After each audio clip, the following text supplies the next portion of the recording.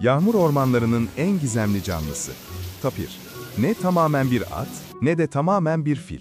Ama ikisine de akraba. Suda ustaca yüzebiliyor.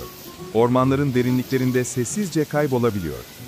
30 yıla kadar yaşayabilen bu sakin devin asıl düşmanı jaguar ya da timsah değil, insan. Bugün bu eşsiz canlıyı yakından tanıyacaksınız. Unutma, doğayı korumak senin de görevin. Böyle içeriklerin devamı için kanala abone olmayı unutma.